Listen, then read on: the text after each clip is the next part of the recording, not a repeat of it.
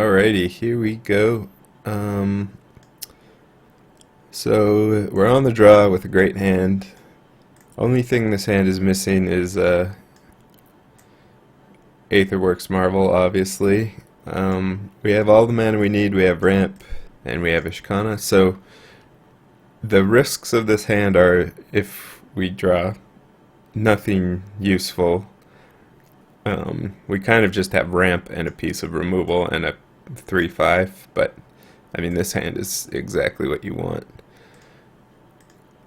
So we are obviously gonna keep and draw a land which we don't want to see, and see that we're up against the Marvel Mirror, which should be good for us since we have blue for counters in the side, and we also have Ulamogs, which are better than Emrakul's in the mirror. Unfortunately, we still haven't drawn any gas, just lands and virtual lands.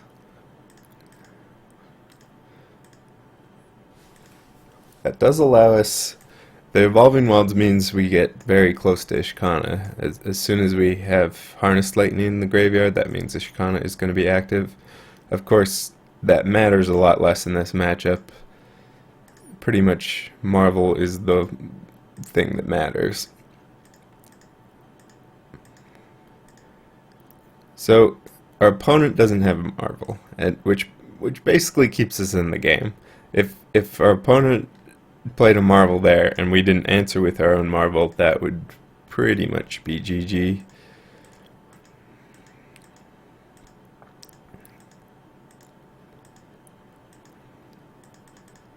But now it's just who can draw their Marvel first, basically, or if my opponent can ramp to Emrakul, that would also be pretty bad for us.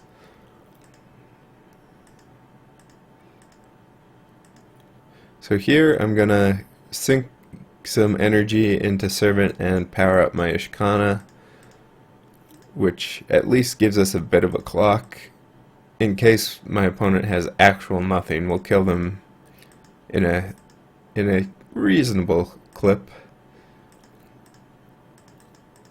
And we can start draining with Ishkana too, thanks to Servant.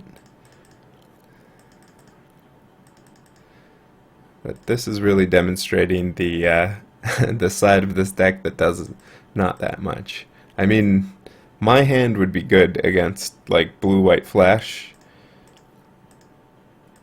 but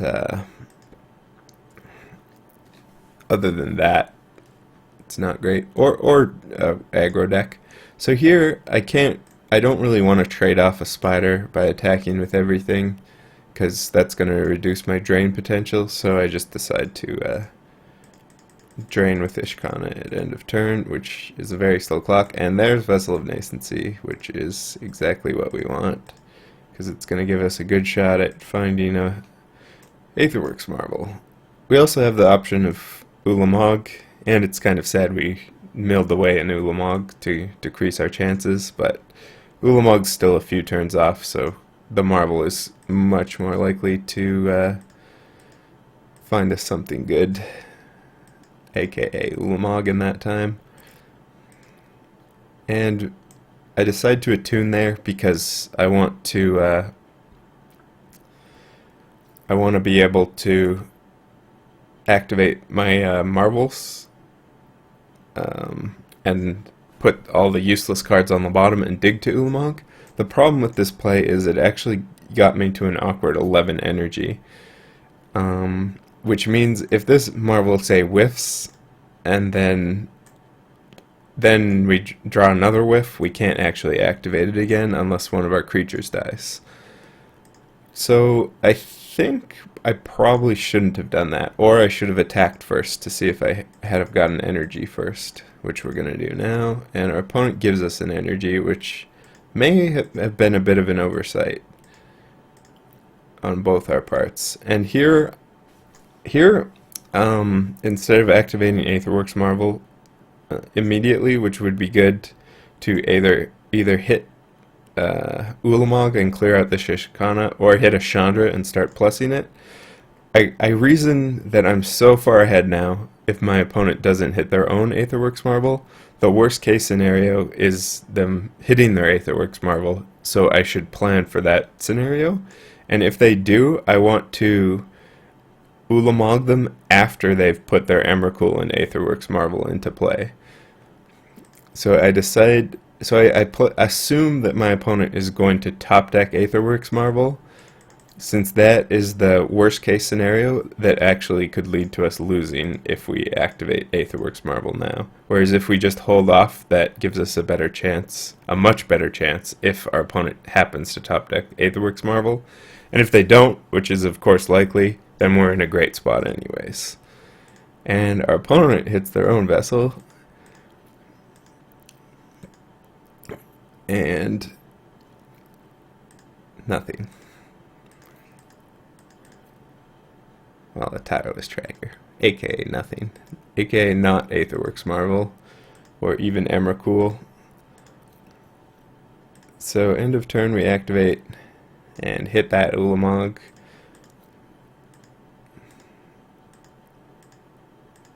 Say bye to that, and so here we draw that. I want to start by attacking though, to just see if my opponent will show me their deck or immediately concede, and they immediately concede before showing me their deck. So yeah, that was just a information-based turn, which you shouldn't put too much stock in usually, but they're seeing 20 cards of their deck is actually fairly useful. So for sideboarding, we will obviously want the ceremonious rejections, the negates to stop our opponent. The tireless trackers are going to be good for non-Aetherworks games. The root outs are great, confirmed suspicions, and the Emrakuls. So we want all that. Natural State is good at picking off a vessel, but unfortunately can't hit Aetherworks Marvel. So Ishkana is actually not very good in this matchup. It's much more about who can assemble their combo first. Harnessed Lightning is fairly weak as well, but good against Tireless Tracker or Servant of the Conduit, and it also can generate energy, which is pretty good as well. And Chandra is probably not worth shaving compared to Harnessed Lightning, since Chandra can also act as a removal spell and run away with games where you're far ahead. Now I'm on the draw, and I don't think I did, but I would consider citing a land on the draw. I don't think I did in the actual match, but now that I think about it, a lot of these cards are fairly fantastic, and we still need to side out some cards. So a land seems like a good side out, and probably just focus more on comboing and less on Tireless Tracker, since we can disrupt our opponent and they can't disrupt us. So just going for our power play seems better. And also I would probably want a couple Harnessed Lightnings on the draw, so probably just cut the Confirmed Suspicions on the draw. That might not be right.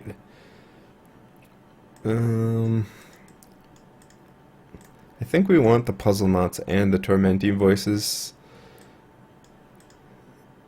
and one Tracker seems good, so yeah, I would probably just go with this, all things considered, and be happy about it. Probably put the Confirmed Suspicions back in on the draw, but I could see leaving the Confirmed Suspicions in anyways. So we are on the draw and have this hand. Now, Aetherworks Marvel is the most important card to have in our hand. Ulamog we don't really want ever in our opening hand. And we have Negate and Root out. So this hand is weak to Tireless Tracker, but solid against Aetherworks Marvel. I think it's probably a keep because we have Aetherworks Marvel in our hand and Disruption for Marvel, but it's not great. let's see if I did actually keep. Yep, I did. And we drew the best possible card there, which is a land and energy in the form of a tune. And we drew the best possible card again, of course, Servant of the Conduit, which is ramp and energy. And our opponent does have the Tireless Tracker, which is not what our hand wants to see. So here, I could root out the Vessel, I could leave up Negate. Our opponent has no energy, so we probably just want to develop our own Aetherworks marble here. Even if it gets removed, we have a backup one. Alright, our opponent has the Tracker hand, which, again, is not good for us. So here we start by getting 1 energy. Now the problem is we don't have a good way to get them more energy. We can get 2 off of Aetherworks marble here, which is probably what we have to do because of this clock. And our opponent demonstrated that they don't have removal for the Aetherworks marble, but it's not really ideal. It does allow us to activate though. And here, so we could Harness Lightning. That leaves us with 1 more energy, or Whirler Virtuoso, which is 3 energy. The Virtuoso is good since it's just going to be more energy, but it kind of means we're going to have to find something off this Aetherworks marble, or just die to these Tireless Trackers. But it allows us to, it's the most likely that allows us to activate Aetherworks marble again. It's kind of, do we want to play a fair game by killing a Tireless Tracker, or do we want to play a Marvelworks game? And I think we want to play a Marvelworks game. And by Marvelworks, I mean Aetherworks. Alright, and our opponent actually finds that. Probably should have attacked before. Well, I guess they get an energy too, but I mean the energy is much more valuable to us. I think we would have just blocked anyways though, so playing the Aetherworks first is actually pretty good. And we do find some energy. The big issue here is if we don't find more energy, if we whiff on this Marvelworks, don't hit Ulamog or a way to generate energy, we can't root out this Marvelworks, but that's pretty unlikely. So Chandra, Chandra would be reasonable for killing this tracker, but again, the issue is we can't kill the Marvel. I kind of like the Chandra anyways in retrospect, because we can just leave Negate up, get rid of the tracker, and have a Chandra, which is pretty good. Like, getting a tune is nice as well because we actually want the land. But I think I like the Chandra play in retrospect because we can actually, maybe this is right. Because denying the Marvel that our opponent probably doesn't have a second one of is pretty good this turn. I think it's close though. Again, we're deciding whether we want to try and play a fair game by killing the tracker and leaving up Negate, or trying to keep our opponent from playing an overpowered game. And I kind of like this decision, I guess. Although getting a tune rather than Chandra is kind of awkward. And here I'm happy to just double block to generate more energy for myself. And kill off the tracker if possible, but that's not going to happen. And, I mean, right now this game is looking great. We get to activate Marvel again if we sack this clue. And we can Tormenting Voice away this Ulamog and even leave up Negate. So, I mean, we're in a great spot here. Unfortunately, we whiff again. Or at least virtually whiff.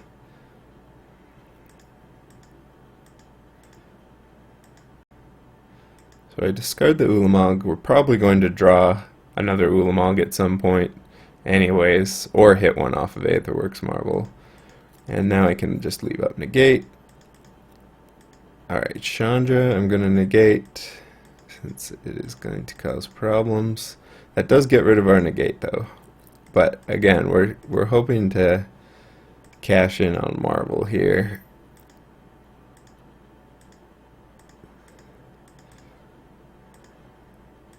And here I like just waiting because we could actually hit a counter spell off Aetherworks Marble, or just wait for a Marble to resolve and then try and hit Ulamog. And what did our opponent hit there?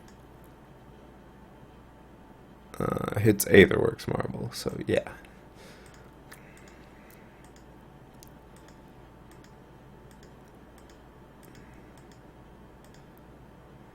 And here they hit either another Vessel or a Tireless Tracker. And take the Vessel to try and set up for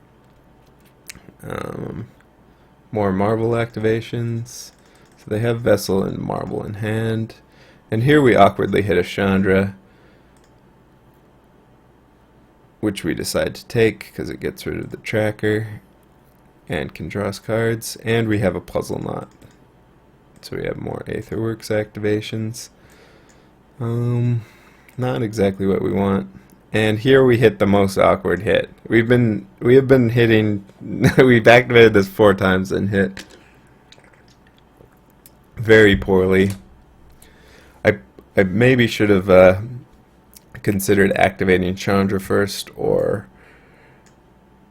not activating this immediately, because this just went horribly. We had to just sack. Basically that was a -5 energy activation. And then we take out the Tireless Tracker. And attack with both. I don't like that attack because it just leaves our Chandra dead. I probably should have left back Whirler Virtuoso. But this is real awkward. Suddenly we've put so many resources into Aetherworks Marble and not hit any of our big cards, Emrakul or Ulamog. And now our opponent has the opportunity to hit theirs and completely destroy us. And they do. Here we want to protect Chandra and use up our energy to not let our opponent use it with Emrakul, since they'll be able to activate our Marble and do as they wish. Alright, so they're killing off our Whirler Virtuoso. And playing another Aetherworks Marble. Killing off our Servant. And leaving us with Marble and not activating Chandra. They could have also killed off Servant and activated the Aetherworks Marble and potentially hit, say, Root Out and destroyed our own Marble, which would have been, I think, a reasonable play, since you don't have to use Aetherworks Marble. So you don't have to put the card in, and it could have potentially got rid of our Marble, so that might have been a nice play. Alright, and we hit Spawny Bed, which actually gives us a chance to activate Marble as well, because Spawning Bed is worth 4 energy for Aetherworks Marble if you're cracking it and then cracking the Silence, which gives us exactly 6. And we hit Emrakul. Very swingy game and games with these decks. Alright, so there's a Vessel and Evolving Wilds. So there's Aetherworks Marble in play, a bunch of clues, and Woodweaver's Puzzle Knot. So we don't really have a good answer for our opponent's Emrakul that isn't our own Emrakul. If we had a Thopter token, we could attack with Emrakul, block with Emrakul and Thopter token, and put the damage on the Thopter and keep our Emrakul, but alas we do not. So I start with Vessel because Vessel doesn't have to get anything as well. And here there's a Marvel, and I decide to take it because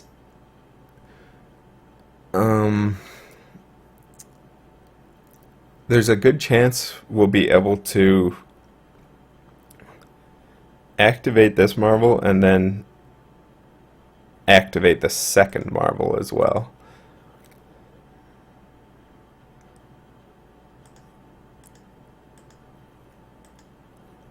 But that's kind of a weird decision. I thought about that for a long time and came to the conclusion that I should go for it. And, I mean, we can now activate the second Marvel, but it's rare that that's even actually that good.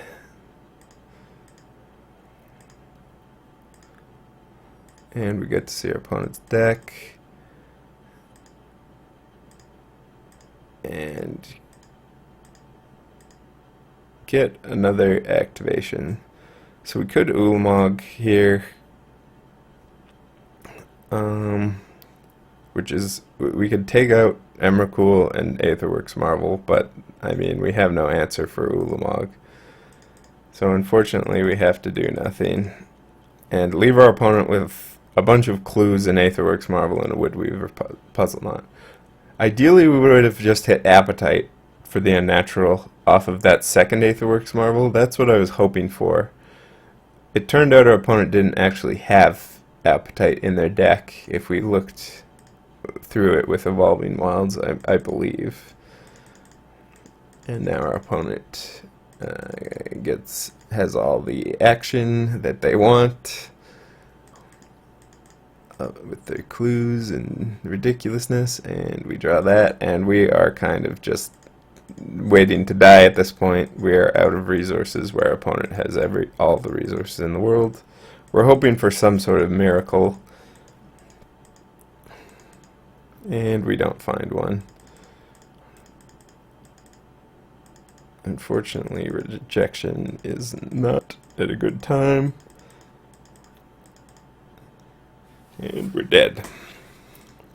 That was a long game with lots of swinginess. And now it's on to game 3. And here is pretty much another really premium hand. And we're actually low on time, so I was playing quickly at this point. Since Emrakul turns can take up a lot of time trying to find the optimal ways to screw over your opponent.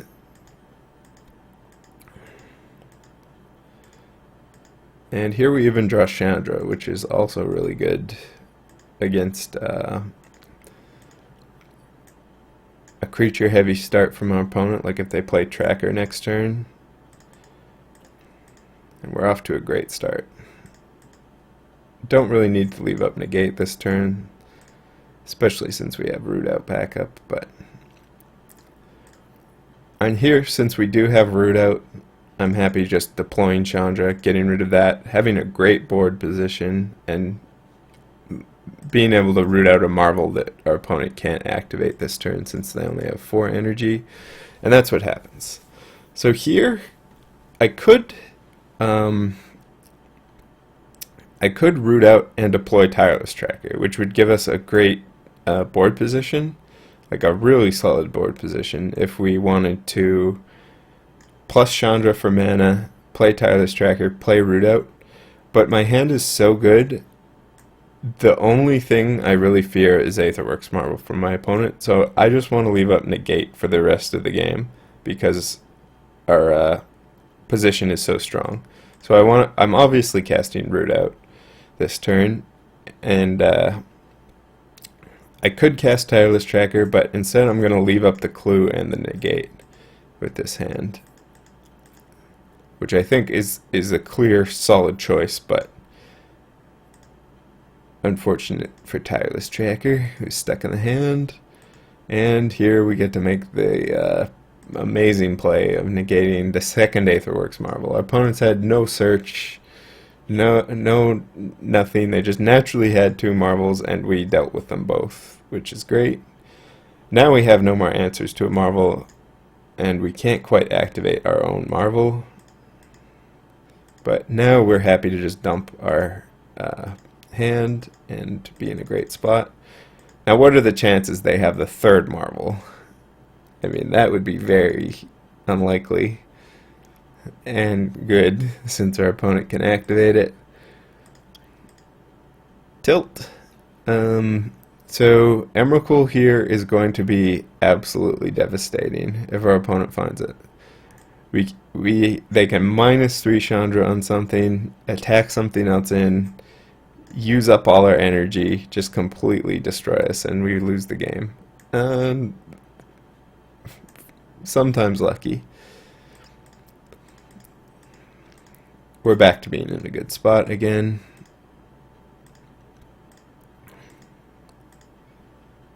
Since now we can activate Aetherworks Marvel. And we're actually even get quite close to hardcasting Ulamog. Unfortunately, we don't hit a bingo. And we're just praying that our opponent can't activate Marvel again this turn, because we don't have an answer.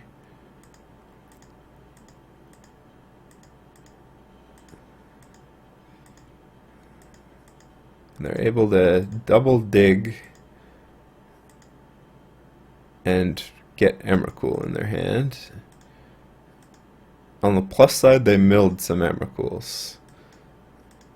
2 Emrakuls are out of the equation. On the minus side, this Emrakul has got to be close to being hardcast. 6 types, so yeah.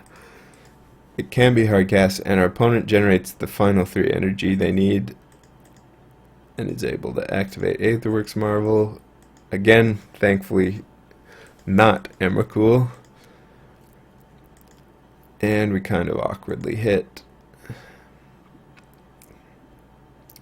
Draw a tune, which is great. Again, we had to play fast, so since we only have 3 minutes, so we weren't really thinking throughout all our plays with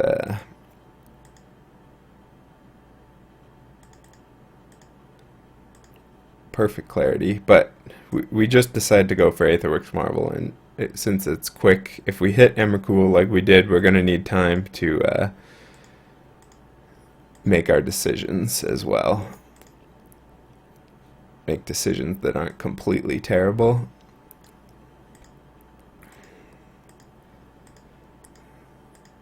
So, decide to kill off the Ishkanis. That gives us enough energy to activate our opponent's Marvel,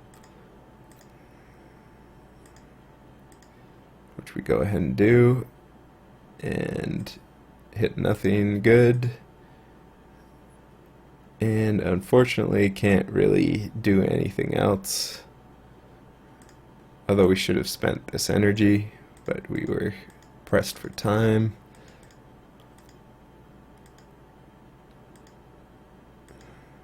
And our opponent now takes our turn, kills our Tireless Tracker,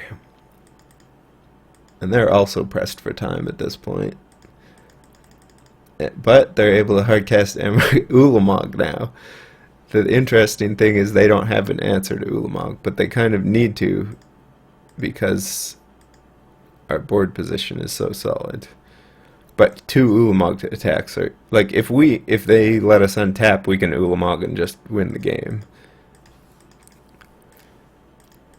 So we have another Aetherworks Marvel as well as Ulamog now.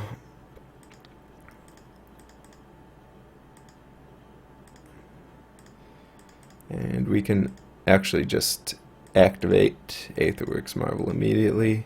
I probably wanted to wait on that if I was working without time constraints. And down goes Chandra, and so we know all we have to do is attack with a Ulamog and we win the game, assuming there's no answer. Opponent goes for the Desperation Marvel and doesn't find an answer, and we just go ahead and attack and win the game. And very tight match, lots of swings. I mean, the 3 Aetherworks Marvels from our opponent kept them in the game, but thankfully they didn't immediately hit an Emrakul and beat us off of it. So solid match.